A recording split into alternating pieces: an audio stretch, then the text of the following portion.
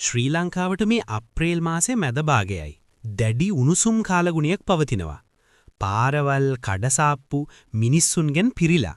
වෙලෙන්දෝ අලුත් පළතුරු ගොඩගහගෙන ලංකාවේ වැදගත්ම උත්සවයට ලෑස්ති වෙනවා. ඒ තමයි සිංහල අලුත් අවුරුද්ද සහ දෙමළ පුත්තාණ්ඩු උත්සවය. ලෝකෙ ගොඩක් රටවලට අලුත් අවුරුද්ද උදා වෙන්නේ ජනවාරි 1 වෙනිදා. බටහිර ජ්‍යොතිෂයට අනුව සූර්ය වර්ෂයේ ආරම්භයේ විදිහට සැලකන්නේ මාර්තු 21 වෙනිදා සූර්යා මේෂ රාශියට පිවිසීමයි. එහෙනම් මේ මුළු රටම ඊට මාසයකට පස්සේ මේ වෙනස සමරන්නේ. මේකට උත්තරේ හැංගිලා තියෙන්නේ රාත්‍රී අහසේ තියෙන සුවිශේෂී ගණිතමය රටාවක් ඇතුලේ. සිංහල හා දෙමළ අලුත් අවුරුද්ද තාරකා විද්‍යාව සහ අපේ කෘෂිකාර්මික රටාවන් එක්ක මනාව සම්බන්ධ වෙලා තියෙනවා.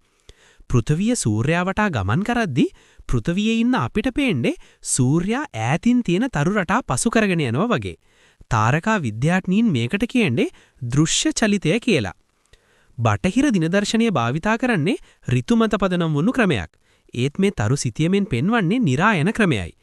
ඍතු වෙනස් වීම ගැන හිතනවට වඩා මේ ක්‍රමයේදී දිනදර්ශනය සකස් වෙන්නේ අහසේ තියෙන ස්ථාවර තරු රටාවලට අනුවයි.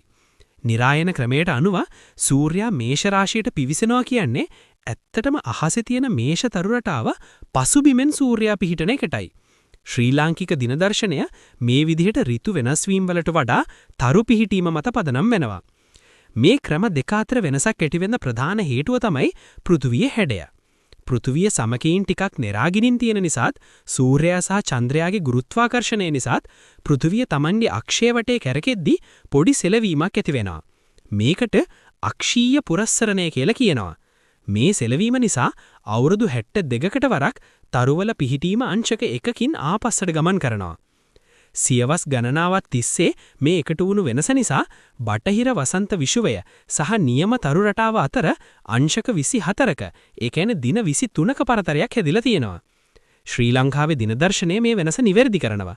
ඒ නිසා සූර්යයා ඇත්තටම මේෂ රාශියට යනකම් තවත් දවස් 23ක් අපි බලාගෙන ඉන්නවා. අන්තිමේදී සූර්යයා ඒ ස්ථානයට ආවම දිනදර්ශනයට අනුව අලුත් අවුරුද්ද සංක්‍රාන්තිය සිදු වෙනවා. මේ අතරතුර පැය 13ක පමණ කාලයක් තියෙනවා. අපි ඒකට කියන්නේ නොනගතය නැත්තම් පුණ්‍ය කාලය කියලා.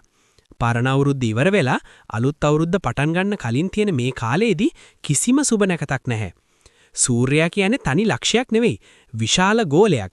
ඉතින් සූර්යාගේ සම්පූර්ණ තැටියම මේ ජ්‍යොතිෂමය සීමාව පහු කරලා යන්න මේ තරම් කාලයක් ගත වෙනවා. මේ සංක්‍රාන්තියට කාලයක් ගත වෙන නිසා චාරිත්‍රවලට අනුව එදිනෙදා කරන සාමාන්‍ය වැඩ කටයුතුවල් නවත්වන්න කියලා නියම කරලා තියෙනවා. නොනගතය කියන්නේ හැමෝම එකතු වෙලා ආගමික කටයුතු වලට මුල් වෙන කාලයක්. මේ කාලය ගණනය කරලා තියෙන්නේ සූර්යයා හරියටම ශ්‍රී ලංකාවට ඉවහලින් මුදුන් වන කාලයත් එක්කයි. අවුරුද්ද කියන වචනේ නියම තේරුමත් සූර්යයා හරියටම ඍජුවම ඉවහලින් පිහිටනවා කියන එකයි. අවුරුද්ද කාලයේදී දහවල් සූර්යයා පොළවට ලම්බකව පිහිටන නිසා හැවණලි වැටෙන්න තරම් නැහැ. ඒ වගේම දැඩි රස්නයක් දැනෙනවා. මේ පාරිසරික වෙනස අපේ ප්‍රධාන වීගොවිතන් කන්නේ මාස් කන්නේ අවසාන සනටුවන් කරනවා.